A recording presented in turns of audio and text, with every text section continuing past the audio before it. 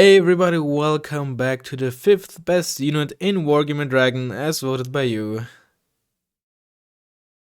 Drumroll please. And that is the Alouette 3, no it's not, it's the F111, sorry, F117, the Nighthawk.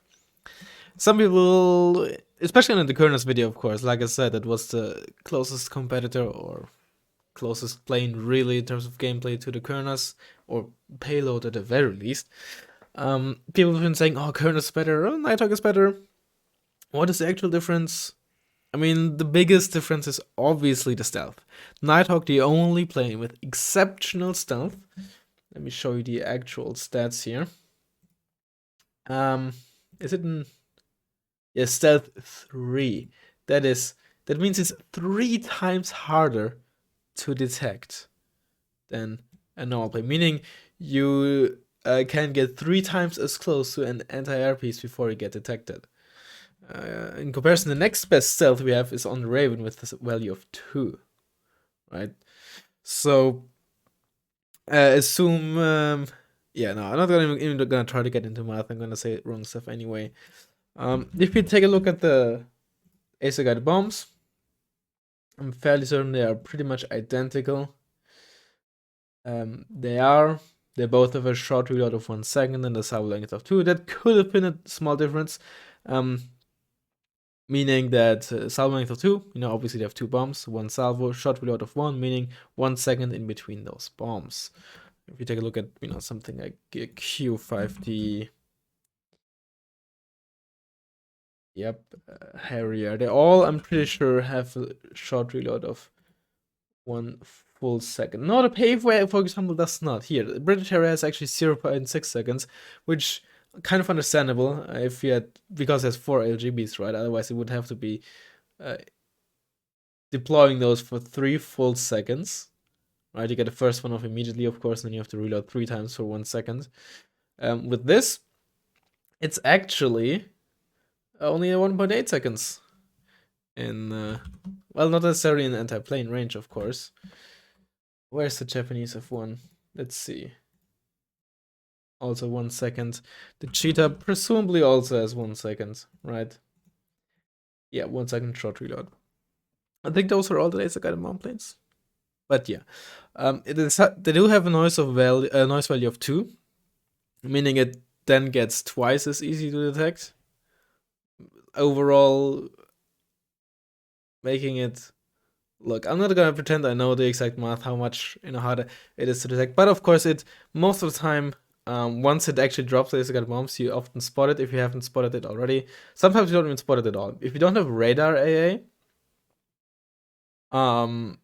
it's gonna be really tough to spot this. Also shoot down, right? That's not a very important thing. If you look at mobility, altitude 1500 meters. That's pretty high. For example, if you look at the Cheetah D2, 750 meters. If you look at the Kerners, 1000 meters. Right, and don't forget, unlike ATGM planes, laser guided bomb planes generally don't dive. Unless they have a gun, then sometimes I think they tend to dive, or if you're shooting in a helicopter or something, or you're, I don't know, but they tend to not dive down, right? So you're at a pretty high altitude. I think it's the same as B5, yeah. Maybe you've noticed it, maybe you haven't, but especially with the B5, I feel like it's more noticeable because you always spot it as well. Especially non-radar AA tends to sometimes actually have issues shooting on the B5 unless they're like directly under it, simply because of the altitude. And it's the same thing with the Nighthawk. Not only does non-radar AA not spot it, but combined with the fact that, laser guided bombs, the planes don't dive down with the nose, and the high altitude and the stealth, radar and non-radar AA often has really big issues shooting on the Nighthawk. However, of course, it does have literally 0% ECM. And there's no size modifiers or anything like that on planes. So if it gets spotted or if there's radar AA, it's a sitting duck, right?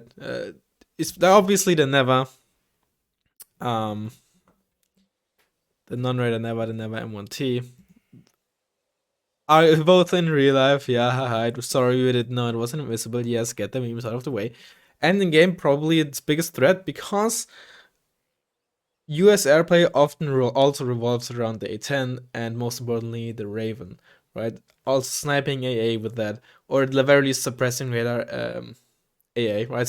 Raven being the only plane with or the only other plane other than a Nighthawk with stealth better than medium, right? Only all other seed planes only get medium stealth. Only the Raven gets good stealth. So there's having a long range versus planes, non-radar APs, very, very helpful. Of course, Sava, stuff like that. It's very, very powerful. But not always can you have these AA pieces be as close to the front line as your tanks. Plus, of course, if you allow the enemy, quote unquote allow, sometimes you can't really do much against it.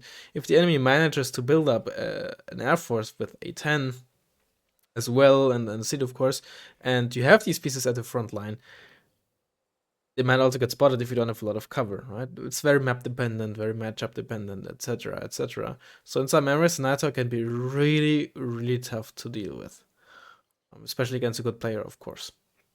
And again, if a bad player is using it, or if you're just lucky, Nighthawk might just die in his first run. Or if you're playing against me, because I suck with planes. As strong as it can be against good players, it can also be like very weak if you don't know how to use it. It is also, of course, only one per card, unlike the Kerners. It does come at elite, meaning that bombs, especially against top armor on tanks, are going to be very, very accurate. And yeah, it is a very strong main. Someone was saying, I bet it's on number 1. Let's actually take a look at the charts. Relatively even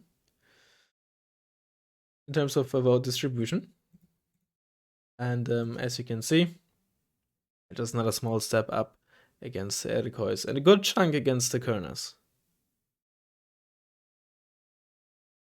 But yeah, that's Nighthawk. Let me know what you think. We're down to top 5. What 4 units are remaining, do you think? Let me think. I think I know all of them, yeah. Yeah. Hopefully you enjoyed the video, and I'll hopefully see you next time. Bye bye.